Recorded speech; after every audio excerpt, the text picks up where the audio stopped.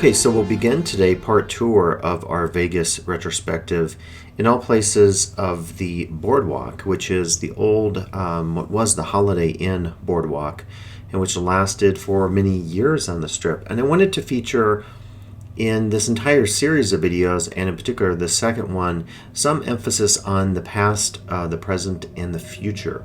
And so in that regard, I thought it might be interesting to reflect here in the first few casinos and venues that we'll be visiting on the ideas of history. And this Paul Klee painting that we just looked at shows an angel looking as though he is about to move away from something he is fixedly contemplating. His eyes are staring, his mouth is open, his wings are spread. This is how one pictures the angel of history. His face is turned toward the past. Where we perceive a chain of events, he sees one single catastrophe, which keeps piling wreckage upon wreckage and hurls it in front of his feet. The angel would like to stay, awaken the dead, and make whole what has been smashed. But a storm is blowing from paradise. It has got caught in his wings with such violence that the angel can no longer close them.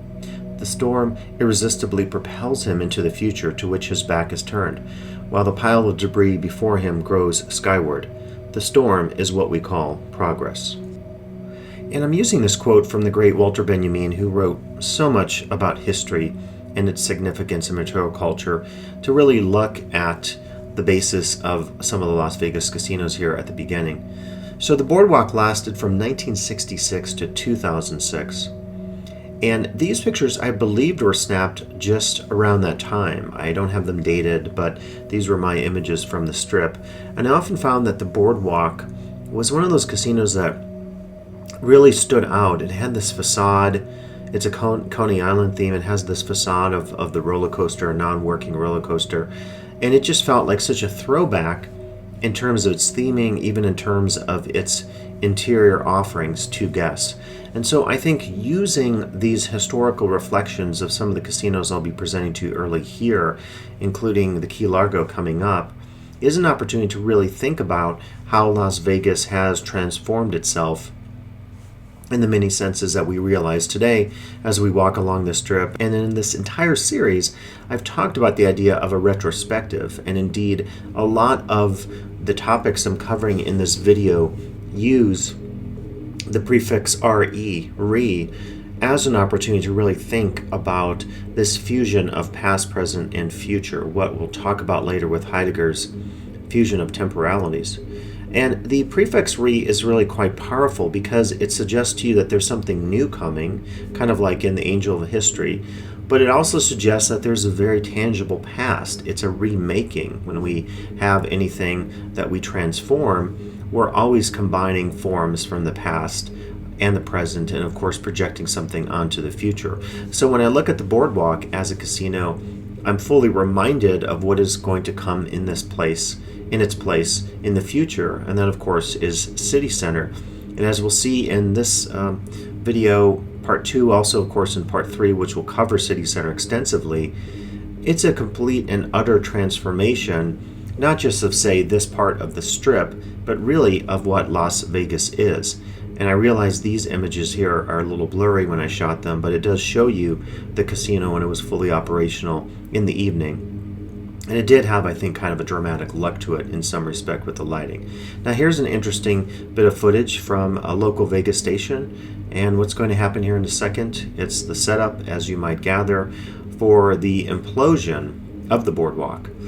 And of course there's something rather famous about this event when it happens in Las Vegas, when it happens to a Las Vegas casino, the spectacular nature of the implosions, and that idea, really for me going back to the Angel of History of Walter Benjamin, this idea that something bigger and better will be in its place.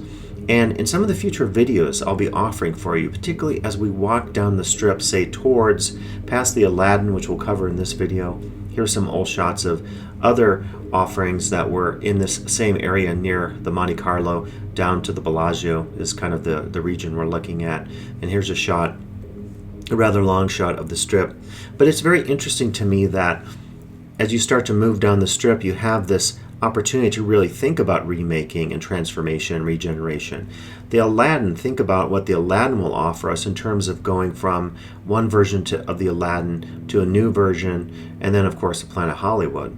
And here is City Center, which is a reminder of what has taken place, what has come to pass in terms of that spot occupied by the Boardwalk. And I mentioned earlier the idea of the fusion of temporalities, and anytime I'm looking at my old photos of the Las Vegas Strip, I'm very much thinking about this idea.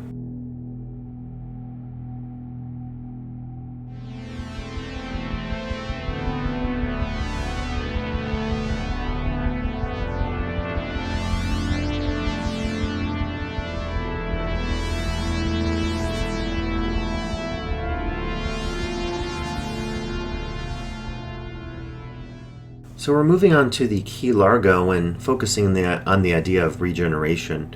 The Key Largo was in existence from 1974 to 2005, and it's one of those casinos you might see if you're traveling to and from the airport. You're not going to see it any longer, of course, but it was an opportunity, I think, when you see this casino in the dilapidated state, again, to really think about this idea of how the past, present, and future are combined in some senses, as Heidegger talks about, and the idea of regeneration. So we take out the old and we put up something new. The Key Largo was actually kind of interesting because at some point after it had closed up, it became a place for squatters, and there was an incident where there was a fire set there, and really was a concern. People thought at the time that some of the squatters living in the abandoned hotel casino maybe had perished in there, and I believe thankfully they didn't. We're looking at more images here at the Strip. I'm not being specific of time, and for me, to some degree, it's always a challenge when I go back over my photos. Here's kind of an interesting Ivana Trump Las Vegas, perhaps another forgotten space on the Las Vegas Strip. Of course, there still is the Trump Hotel, and I think it's a great exercise for us anytime we look at these old images and we recognize how much the Las Vegas Strip has changed. It's an opportunity to think about the scale of change and the luck of change and its sense of even psychological effect on us. And here we'll move to our next casino to look at.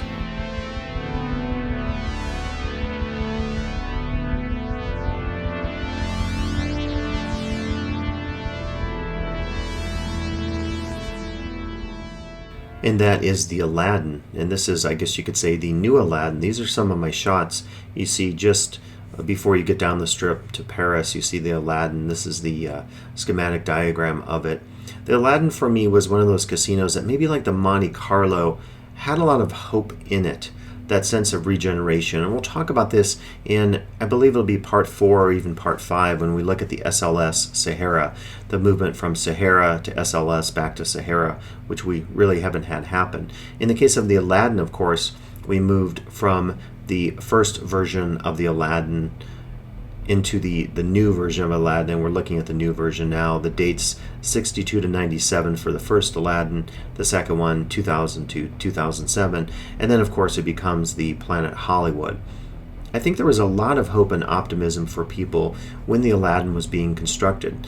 In a sense, it was historically a referencing back to the old Aladdin, making it bigger and better, and as you started to see the mega casinos coming into the Strip, and certainly Caesars going back many years, could be considered one of the first mega casinos. But in the 90s, when we just get so many casinos opening up with their incredible theming and opportunities for mixed retail and restaurants and shows and of course gambling and hotels and bars, it really did up the game in terms of the expectations on the Strip. And now I think the challenge is one that has not been experienced so much in the past. We have so many amazing Strip casinos that when, say, the Aladdin opened or the Monte Carlo, as we'll get to in a bit, I think there was a tendency to view it as, not the savior of the Strip, but something that would really transform our understandings of Las Vegas. And perhaps we should be looking at casinos like these new ones that open up and have mass appeal and mass hype in terms of the grand openings, which sometimes are truly amazing. And if you read the history on the Aladdin, this is the Rock Bar, which I thought was kind of an interesting bar inside the Aladdin casino. But if you heard about the opening of the Aladdin, it certainly did have some challenges when it first opened. Now, I think, as I was talking about later, one of the things for us to consider is how exactly a casino like the Aladdin, having been a previous version of itself, can position itself in terms of its connection with the guests, in terms of its placement on the Las Vegas Strip. This question, I think, will be very big, as you see some of my black and white photos of the Aladdin, when Resorts Worlds opens up way down on the end of the Strip near the Wynn and the Fashion Show Mall. And the challenge there, of course, will be distinguishing itself from the many other amazing casinos on the Strip.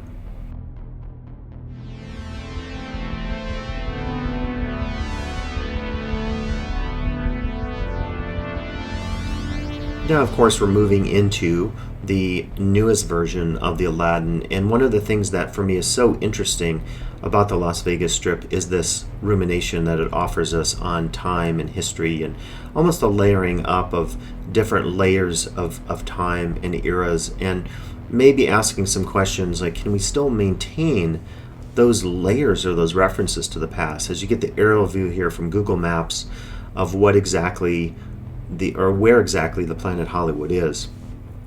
I'll show you in just a bit how the Planet Hollywood, which is owned by Caesars Corporation, maybe has attempted to make some reference to the past just a little bit in terms of some of the iconic bits and pieces of other casinos like the Riviera, and also shows like those of Chris Angel, Mind Freak, and so forth. And I guess I would say that the referencing of those pieces of the past give us an opportunity really to think about the whole project of the Las Vegas Strip as a much more historical and temporal undertaking, instead of just a complete transformation of one casino into the next. And of course, as you look at the Planet Hollywood, there are still references to, you can see even the facades, to the casino of the past, the new Aladdin, as I'm calling it.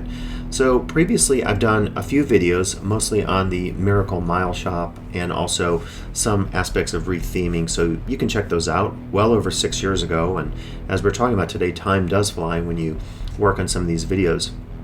And let me say, I really do enjoy the opportunity to use your viewership and your appreciation for looking at these spaces as an opportunity to think through some new ideas, and to also maybe make some connections where there do not seem to be any connections, such as the feeling that some may have that we're just seeing a total transformation of the Strip and no referencing of previous casinos, entities, or contexts. So this is the one image I wanted to show you of the famous Riviera Crazy Girls, the famous review. And of course the Riviera is no more, and here's the actual image of the Crazy Girls in front. So it was one opportunity to keep, if you will, some of that history, some of the legacy of a vintage casino, and to offer that for guests here on the Strip as we look at some additional video. So let me now jump to some of my on-site commentary. As I mentioned to you, I want to offer you some reflections on the Desert Passage shops here at Planet Hollywood.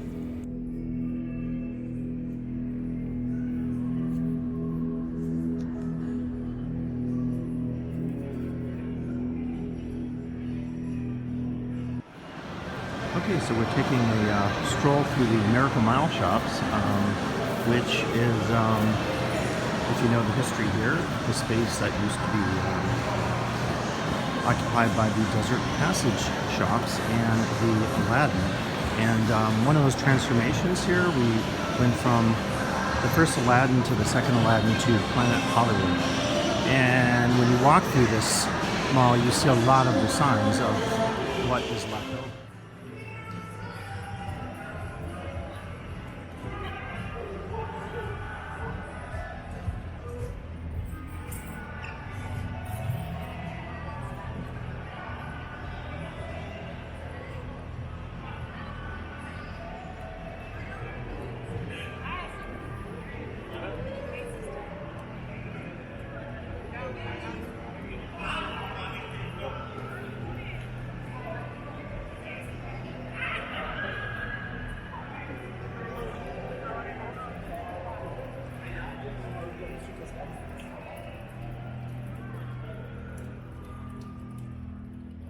So we still see the, I'm assuming the rainstorm still works, but no rainstorm currently.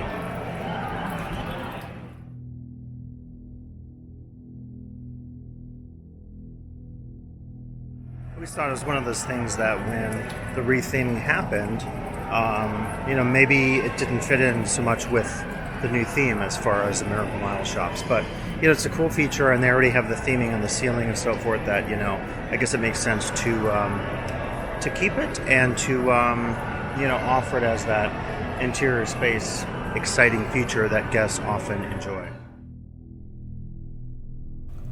So we're just jumping back to the rain feature here. I didn't get a chance in my visit in 2019 to see it happen, but I've certainly seen it many times. It's an example, I think, of just that Vegas tradition of the spectacle.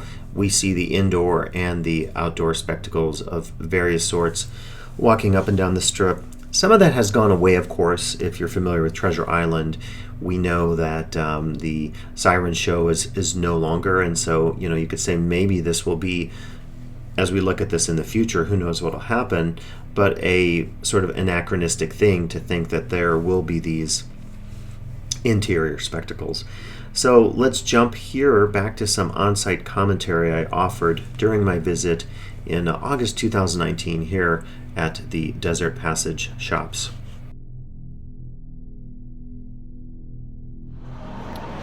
All right, I was thinking that if you look at just the ceiling here, you might think I'm in the Forum shops. I mean, indeed, this particular approach where you, put the sky on the ceiling as if it were the sky certainly is kind of a common thing in a lot of Vegas malls, or at least a couple of them. I'm thinking two Forum shops in here. I'm trying to think if there's anywhere else where there's that approach to theming.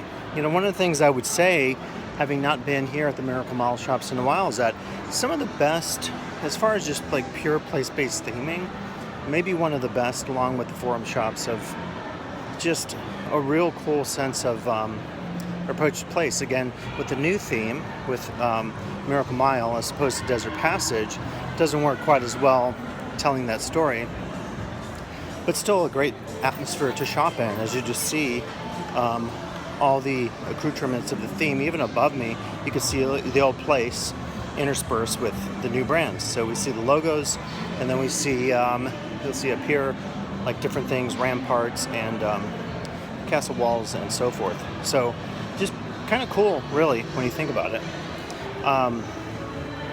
Actually, the third themed mall on the interior, of course, are the shops within the Venetian.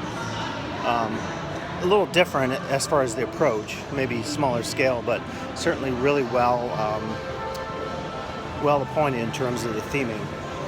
And then you can see here we kind of like start to enter the more modern.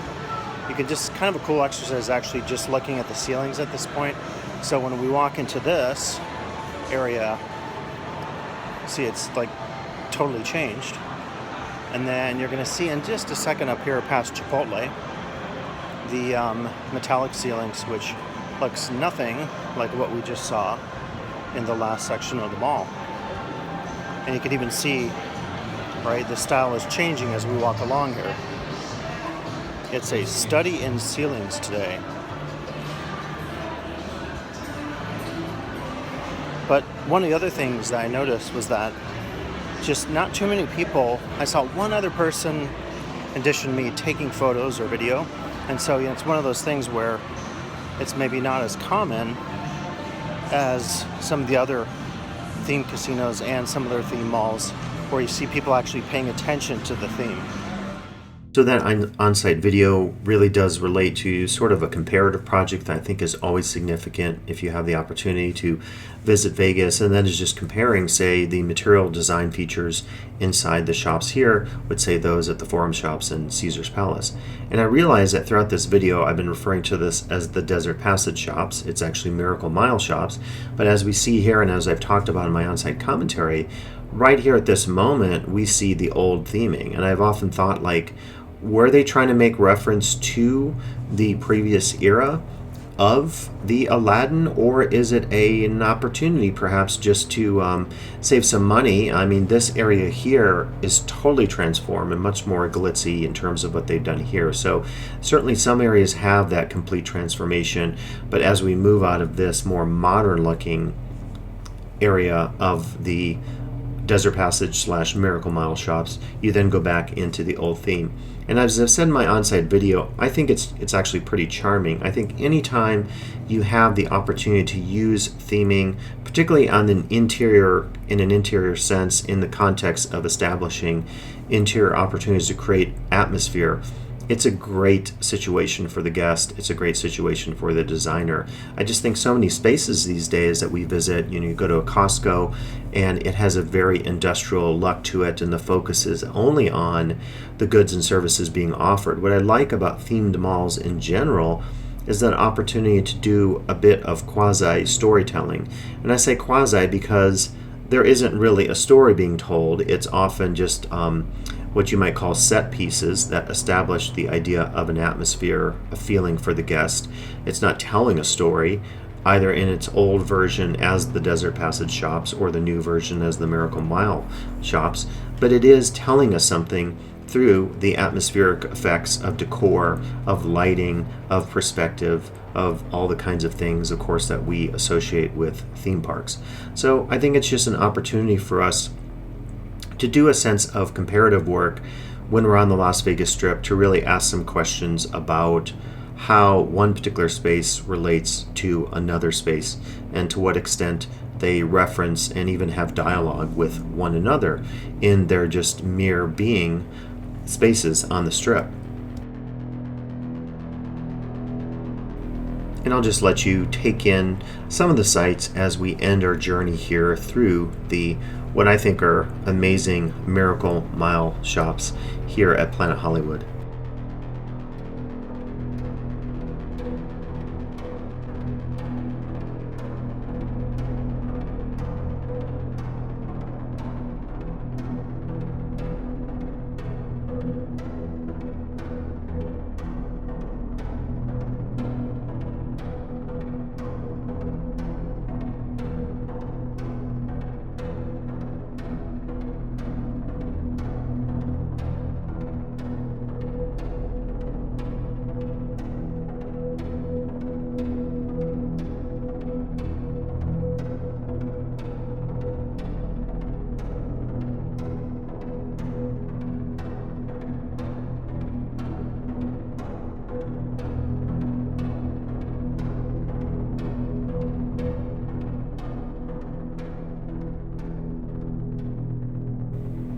And so quite clearly, as we're walking through this part of the Miracle Mile shops, we're fully immersed in the much more glamorous yet more minimalistic and refined, say not Art Deco version of Hollywood. And I really do enjoy quite a few of these features here at the mall, so we should certainly marvel in them as we visit the Strip. Let's jump to our next casino in our tour today. Of course, that will be the Monte Carlo.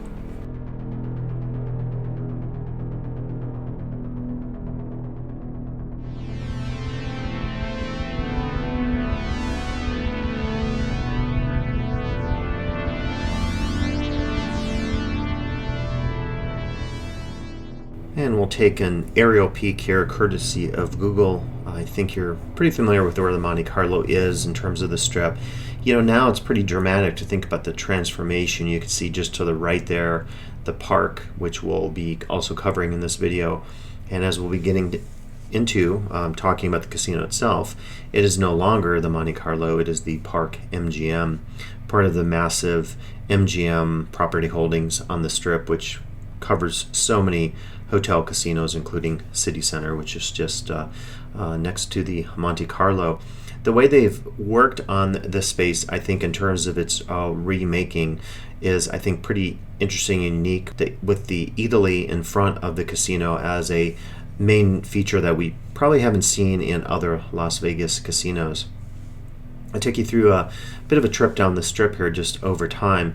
I remember actually traveling to Las Vegas, I think it might have been in 96, right when the casino was opening. And these are generally, I think some of these images you're seeing right here are probably late 90s images. I don't have them date stamped for you.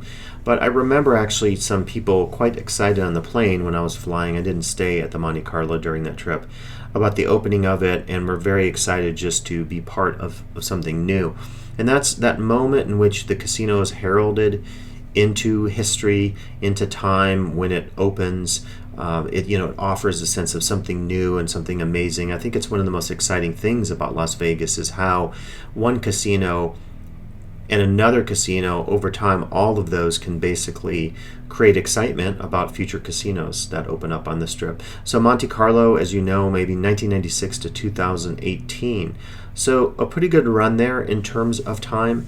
And I would say, a casino that maybe stood the test of time. If you want to check out my 2 videos on the Monte Carlo, Goodbye Monte Carlo is my all-time top viewed video with over 51,000 people having seen it, so thank you for watching it. I'm always trying to figure out via analytics or other just anecdotal comments on my videos, like, why are so many people interested in a particular video? And was it something about the tagging? Was it something about the subject matter itself? I mean, certainly at this time, the casino was, when I made the video, was going through a transformation, so that probably helped. Now I wanted to show you this ad campaign from, I believe, 2008, 2009, Trey Chic. And the tagline at the bottom right corner there was unpretentiously luxurious. And you'll see another one here in terms of a play on Bon Appetit.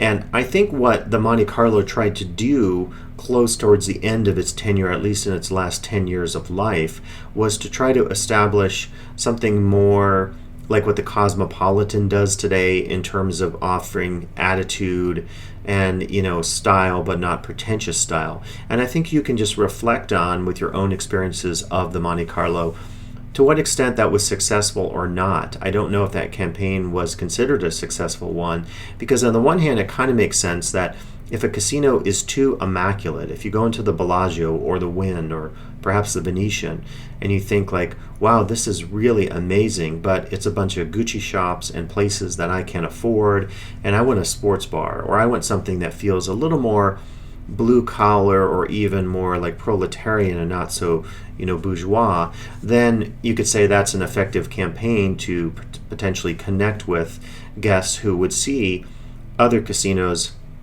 as having too much pretension in terms of its presentation of atmosphere, material culture, and even offerings. And I think of Crystals this way, as we'll cover in a later video, as a place that's amazing architecturally, but as a shop or as a mall, it perhaps doesn't offer a lot of things to blue collar or working class folk. And so maybe that's one thing that they try to identify in that campaign, to be less pretentious but still to offer some sense of style. The other thing it does, though, I think, by making that reference, little wink where they're misspelling words and so forth, is it also sort of lends to some idea that you're not that sophisticated.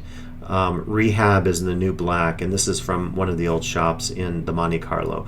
So I think there's a danger there in using a slogan like that, because it also references, of course, the idea that maybe in comparison to the Bellagio and Wynn, the offerings in terms of the material culture, the architecture and design is a little more toned down or a little less spectacular in terms of the details. So something for us to think about.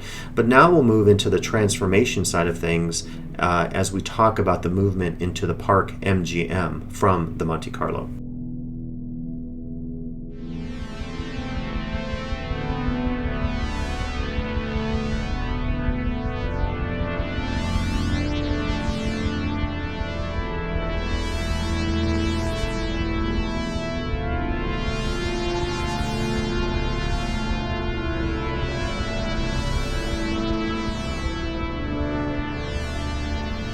And you're seeing the exit there, the entrance to Italy, which we'll get to in a bit. This is recorded here, these still images, when I was observing just the transformation over the last few years from the Monte Carlo to the Park MGM.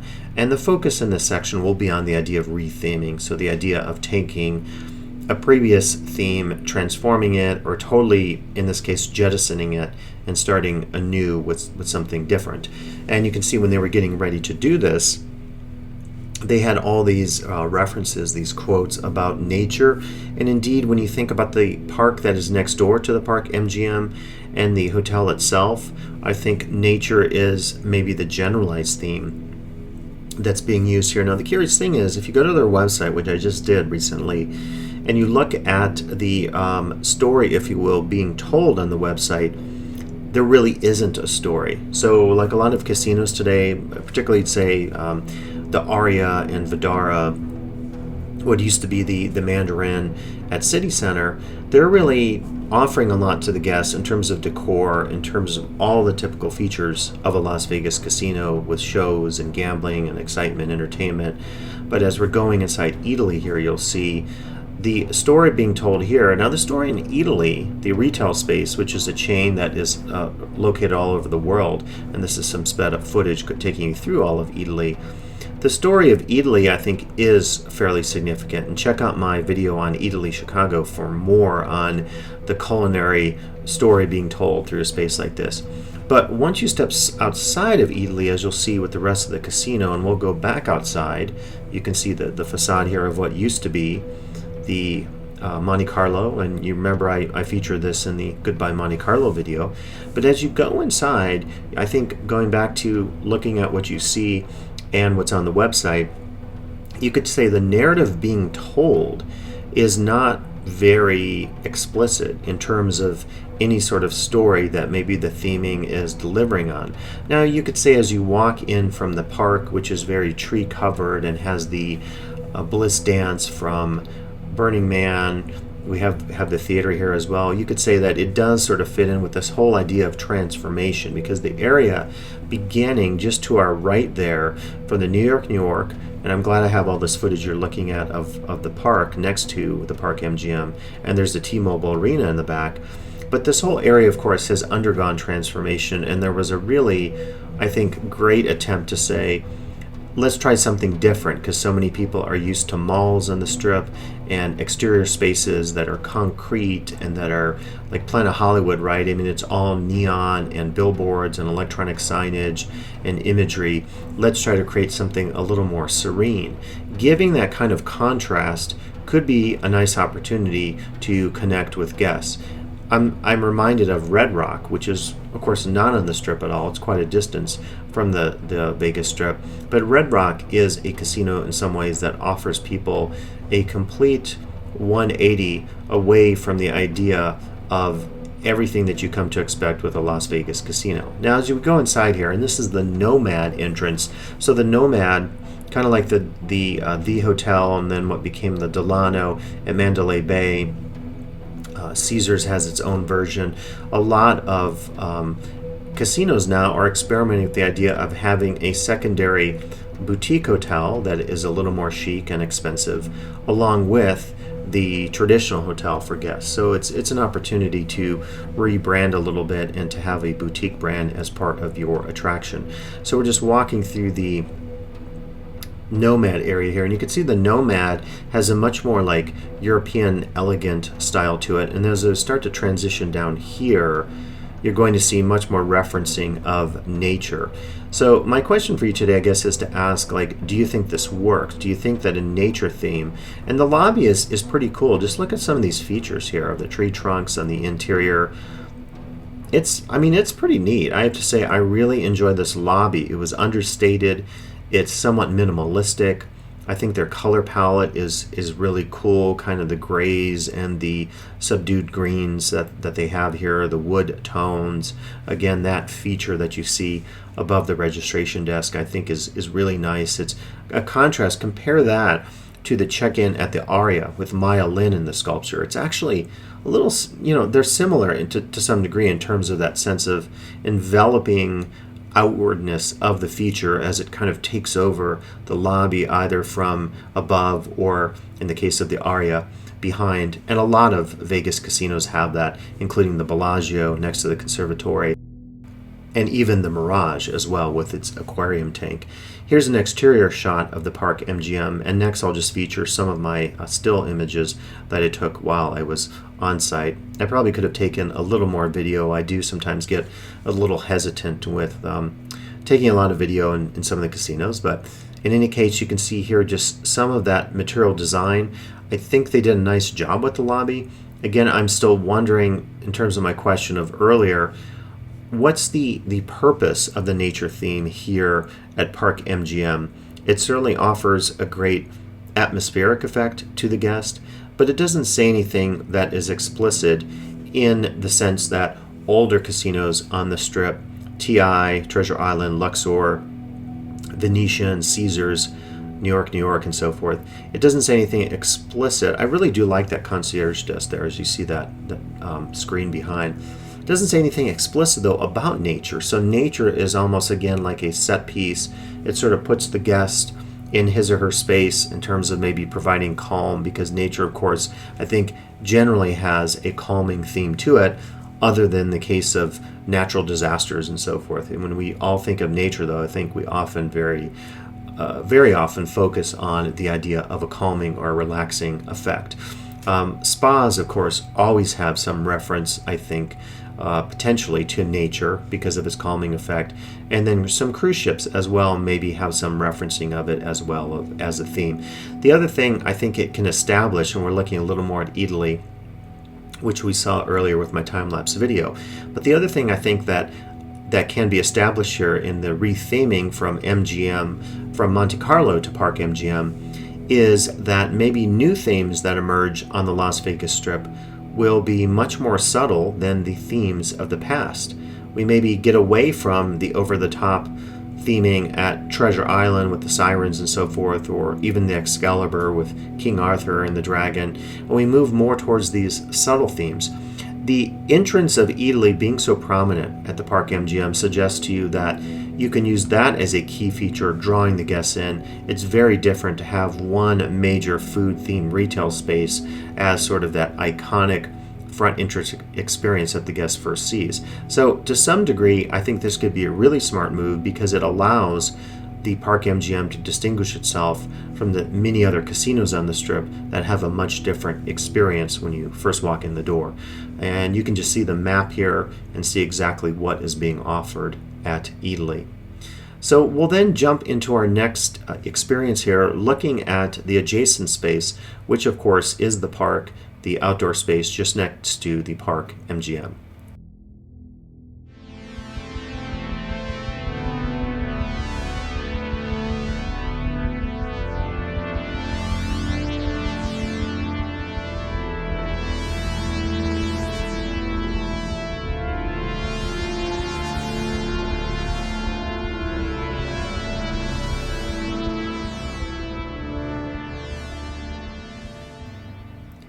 All right, so you had a chance to see, of course, geographically where the park is located, connected to the rest of the Strip. And as I've said in some of the previous comments in this video, I think what happens at the park here in Vegas is a pretty dramatic transformation in terms of what we expect on the Las Vegas Strip. I've done some previous videos where I've talked a little bit about this movement. I've sort of suggested that we typically think of moving up and down north-south vertically on the Strip.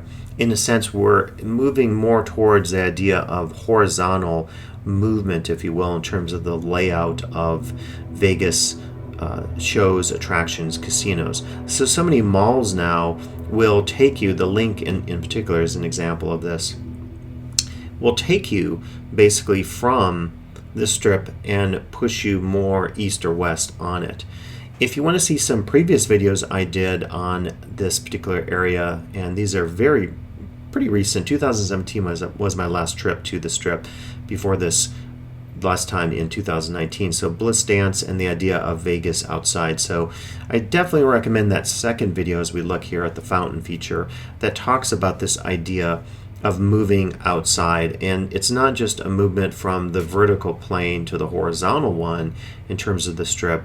It's also one where maybe we're saying, hey, let's actually put people outside, even into the elements, which is great maybe in the winter when it's not so hot, but of course in the summer it makes it very challenging for people. When I was visiting, it was upwards of some days 110 degrees, so it made it for really warm days and even evenings. So I remember when I was walking around the park at night during this trip, I was pretty warm. And that's one danger, I think, of this experimentation with public space. And as you saw in that earlier caption, the focus on the park today will be to think of the nature of public space. How has it changed in Vegas? How will it continue to be transformed? The other area you might have on your radar in terms of your map of the Strip is the Fremont East District, up by Fremont Street, past the Fremont Street Experience, where you go into the Container Mall. And we'll certainly head up that way in likely our sixth and final feature in this long series focusing on the Las Vegas Strip in a retrospective sense. So I think as we move through this particular space, again, as we're doing in other examples with other casinos and more the issue of history, we can use an opportunity to focus on public space to really think about how is space used on the Strip. It seems to me when you walk into any casino, there's a very clear and definitive use of space. There's certainly some mixing that up in terms of the theme, in terms of the location and layout of particular places. But if you read classics in casino design, a lot of folks would talk about how there are maybe not limitations per se in terms of where to put things, but you have to be rather strategic about them. You have to think about, like with the layout of slot machines, where you're going to put them in connection with the rest of the casino, because you do want to rely upon traffic. And what they've done with the park here in my time-lapse video, and I think this is a pretty beautiful space, I have no complaints, but look on the left there and on the right. So they have a mixture of sculpture, they have that as little points of interest, and then on the left you have all the various eateries. You also have outdoor, just past it there, some things like the beanbag toss. We have some other games, like Jenga and things like that, big versions of it. There's some nice water features that you'll get to see to the left here. And then, of course, we're coming up on Bliss Dance. And then it opens right up into the T-Mobile Arena, which I've heard really great things about. And Bliss Dance, I think, as a sculpture, is just a great opportunity to really have something that's iconic, it's eye-catching, it's not stodgy, it's not like your traditional statue, think, Caesar's or Bellagio or Venetian. It's something much more interesting in the sense that it does connote a younger, hipper vibe aesthetic. It's also very corporeal. It focuses on the body. There's sexuality there, and of course part of what makes Vegas interesting for so many people is the idea of sex and sex appeal in general. So we're looking at some of the fountains here, and I think I'll just take you through a little more of the video footage as we move through the remainder here of looking at the park in Las Vegas.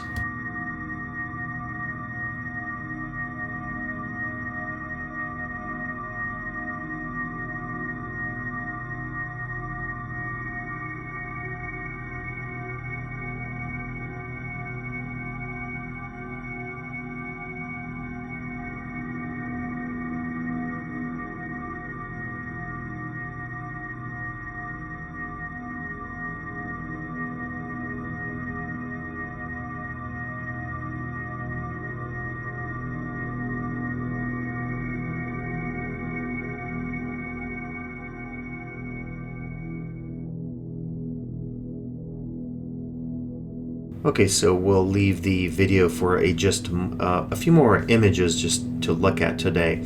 So as I've been suggesting to you, I think when we think about the park, it does present something that is entirely different for Las Vegas. And aside from being a space that I think clearly could be classified as a public space, and there are many public spaces on the Strip, it also suggests to us something new, and that's what I think is so challenging for designers on the Strip, is thinking specifically about how to distinguish themselves from what has come before.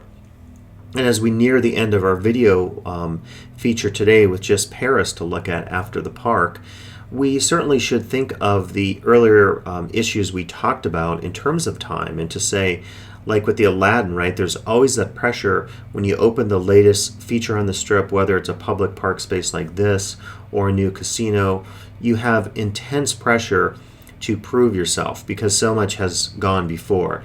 And I personally think they've done a wonderful job here in terms of creating an interesting and vibrant outdoor public space. There's music that takes place here, there's all the social activities, there's people walking around, there's a sense of vibrancy as people are just sort of mingling.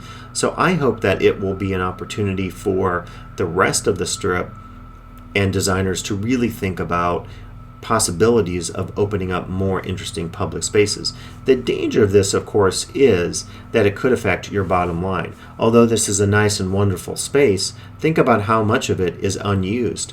I think with the exception of, there we go, the Hello Kitty Cafe, which was like a pop-up experience, a lot of the space that is between, say, those sculptures there, to now to our right with this image, and the old Monte Carlo and now the Park MGM, in a sense, I want to say it's almost wasted space.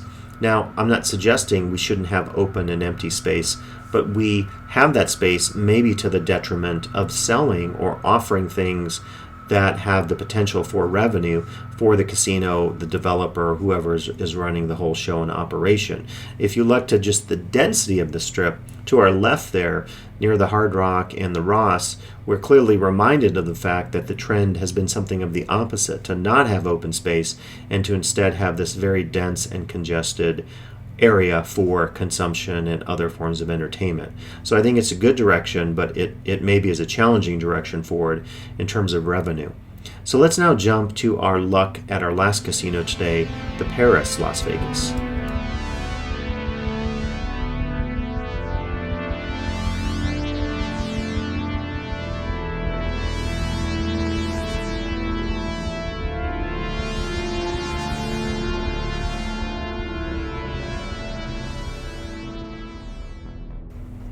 Okay, as we look at the Paris today as our last space on this retrospective, part 2 of the Las Vegas Strip retrospective I'm offering for you, I thought we would focus a little bit on the idea of place-based theming.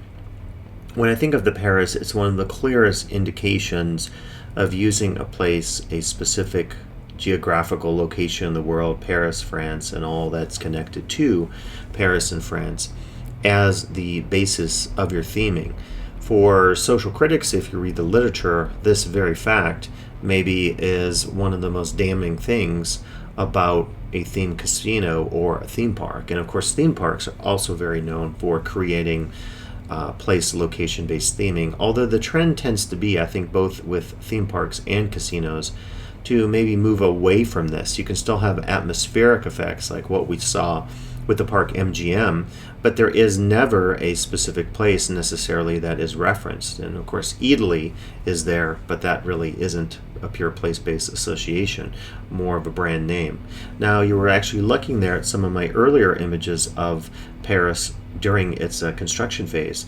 And these images here will show you a little bit. And I think I may have even taken these with my 35mm camera, which is a further opportunity for me to think, going back to some of the early images and the focus on history, on the sense of photography itself and how photography establishes for us this connection to the past, of course, and to memory and all the locations within our minds as well, of particular trips that we've taken, of spaces that we visited, and those feelings of nostalgia that we often have as we look at a time lapse inside that same space many years later.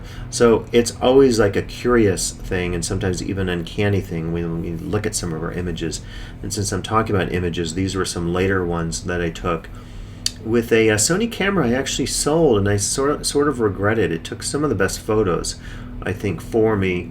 I've been using a iPhone to do a lot of my stills, and I just don't think it does the same level of quality in terms of the photography you're seeing here. Now, I've visited the Paris many times in the past, and you can look at these videos certainly if you want a little more about what Paris is, including my video on my favorite sign. And in addition to this list, I'm looking at the list, I know there's one more I did in 2017 on place-based theming as well. And this is an old image of Paris, and I'm looking to the right there, and I forgot there used to be a Trader Vic's just nearby, which is kind of crazy. I forgot about that. We'll jump back to the present here. So now I'm going to take you through just up and down the main areas of the Paris, going from the buffet and some of the restaurants, and you'll see just some of the casino spaces as well. This being shot on the DJI Osmo Pocket, which I think has some pretty nice capabilities in terms of its stabilization. So this is pure atmosphere, so please take a look, and I'll be back with you on the other side once this footage is finished.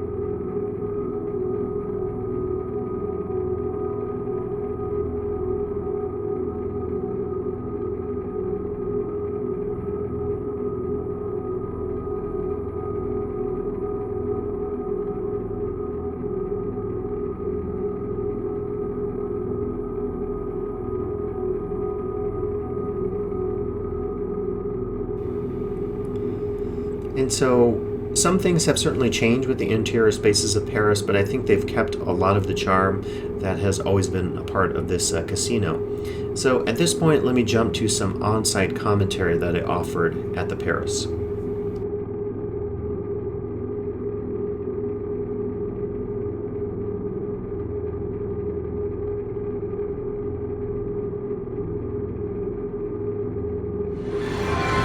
Even though we're not near the cobblestone street, it's on the other side of the casino, we will leave Paris for now.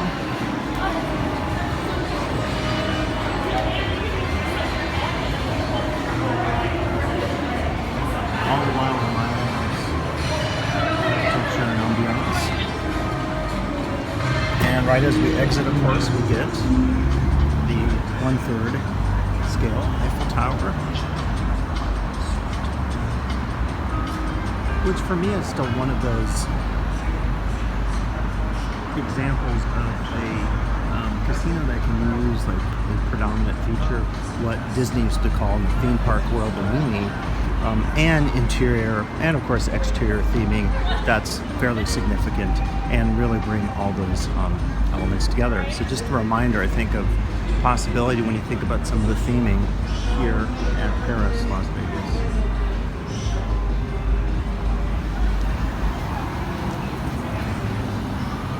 Okay, as hot as it is, I think the plan is we're going to make for Bellagio across the street and make our way back. We're just about at the point of Flamingo here on the Strip, so we're kind of making our way back towards the south, although I do have a plan tonight to back towards the south. And so that's the extent of my on-site commentary. We'll look at some additional stock footage here as we close out the video.